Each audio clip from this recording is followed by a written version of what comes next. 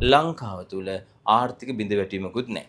ලංකාව තුල කිසිම ප්‍රශ්නයක් නැහැ. සොඳුරුයි සුන්දරයි. ඕගලන්ට එළිය ගියත් අර මැෂින් එකකින් අර රටවල වගේ කොයින් එකක් දැම්මහම එළියට එනවා අවශ්‍ය කැම ටික, අවශ්‍ය බීම වර්ග ටික අර රටවල තියෙන සංවර්ධිත රටවල ඒ ඔක්කොම ඔයගලන්ට එළිය පාරේ ගියත් ලැබෙනවා.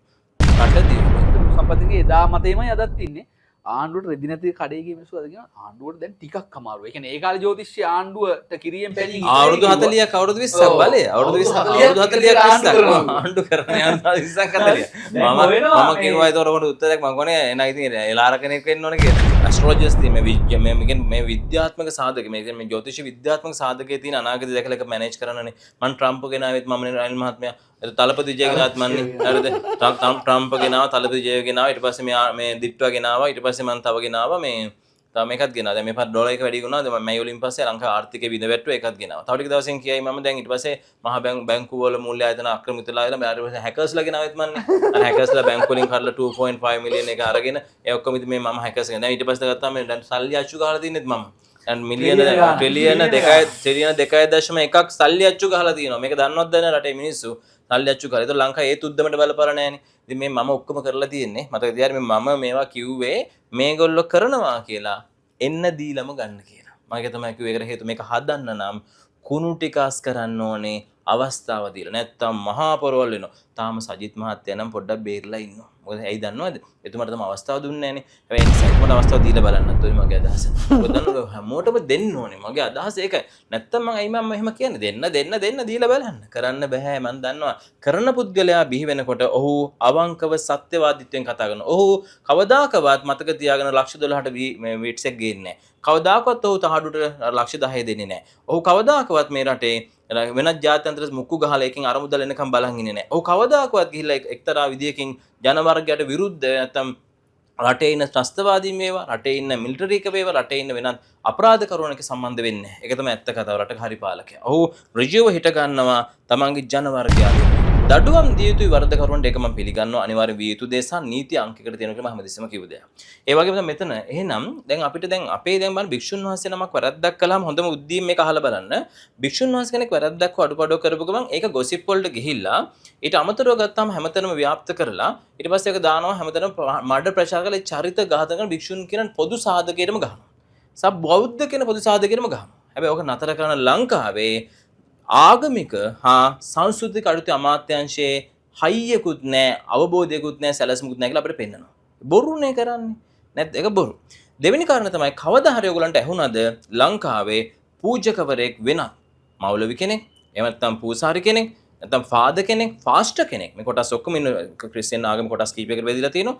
මේ අය ඔක්කොම අතර වැරදි අඩුපාඩු දෙනවා. කවුරු හරි කෙනෙක් ඒ ටික එළියට දුන්නද තමන්ගේ සංස්කෘතිය තමන්ගේ ආගම වහගෙන ඒ වැරදි ඔයිට වඩා අපරාධ මරණ විපත් තියෙන තැන් මේ රට ඇතුලේ තියෙනවා. හැබැයි ඒවා හොයුවද කවුරු හරි කෙනෙක්. ඇයි ඒවට බුද්ධාංශයක්වත් කරන්නේ නැහැ. ඇයි ඒවා ඊට ගොසිප් වලින් ආවේ නැත්තේ? ඒකට හේතුව එකම දේ එක මූලික වරද තියෙන්නේ බෞද්ධයාගේ. හේතුව බෞද්ධයා හැමදෙස්සෙම තමන්ගේ කාට ගරහනවා. සිංහල භාෂාවෙම කිව්වොත්. අසල්වාසියට ගරහන එකාට බෞද්ධයා තමන්ගේ කාටම ගරහන සමාජයක කොහෙද බෞද්ධ ආගමේ පුනර්ජීවනයක් සාධාරණ මේකේ විනාශය අද නෙමේ තවත් අවුරුදු 40 45කට පස්සේ අනාගතයේ අපේ දරුවන්ට මුහුණ දෙන්න උග්‍රම ප්‍රශ්නේ වෙන්නේ ඊළඟ යුද්ධය. මම කිව්වා කියලා ලියලා තියාගන්න මෙවරු සම්පල්ලින කෙනෙක් එදා හිටියා මේ කතාව කිව්වා කියලා ලියාගෙන අවුරුදු 45කට පස්සේ මේ වර්තමාන වෙන විනාශයේ එදාට කොටස්කරු ඕගොල්ලෝ වෙයි තව තවත් මේක හෝදන්න කියලා. පොඩ්ඩක් බුද්ධිය තියන අය පොඩ්ඩක් සල්ලි තියන අය රට ඇතරලා වෙන රටකට හරි ගියයි. ඩුවල් සිටිසන් ඩුවල් සිටිසන් දරුවන්ට හොඳට උගන්වන්න, දරුවන්ගේ ආරක්ෂාව තියාගන්න, මේ වගේම තමයි දරුවන්ට පුරුදු කරන්න තමන්ගේ අභිමානය රැකගෙන ජීවත් වෙන්න, දරුවෝ හදන්න මම හැමතිස්සෙම කිව්වා අවංකව රටට ජාතියට ආදරේ දරුවන් කවදාකවත් මේ වගේ පරගෙතින් නරිනබ වගේ හදන්න එපා. මේ වගේ නකුට වනාගත රැලක් වගේ හදන්න එපා. මගේ ඉල්ලීම. මම මෙවරු සම්පල්ලියන. මේ ළඟදී වචනයක් කිය මම සමාන චුට්ටක් මම මේ මැද්දෙන් පැනලා කියන දෙයට මේ ළඟදී මේ එක තැනකදී මේ මට කෙනෙක් කතා කරලා කියන සම්බන්ධ එක ගොසිප් වලට දාලා තියෙන මේ මොකද්ද පර්සි මහින්ද රාජපක්ෂ කියලා. ඔහොම කියලා මම දැන් පර්සි මහින්ද රාජපක්ෂ කියලා කියනවා කියලා ඔය වචනයක් ගියා.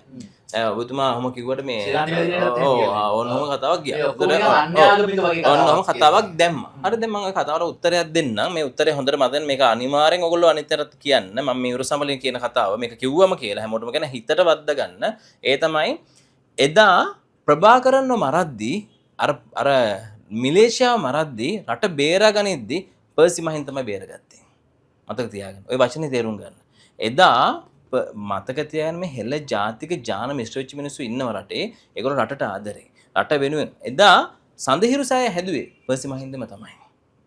පැහැදිලි? එහෙනම් ඔයගොල්ලෝ කියන විදිහට ඔයගොල්ලෝ එකෙන් කාලෙන් කාලට එක එක ඔය රැලි හදලා එක එක ගොසිප් හදලා එක එක විදිහට නින්දා පාස් කරන වෙන වෙන පැති ඇජෙන්ඩා ගෙනල්ලා මේගොල්ලෝ බෝරාද අරවද මේවද කී දදා වෙනම ගේම් එකක් ගේන්න උත්සාහ කරනවා. ඒ තරම් කුහක තුච්ච જાතියක් තමයි ඔය කියන රැලි.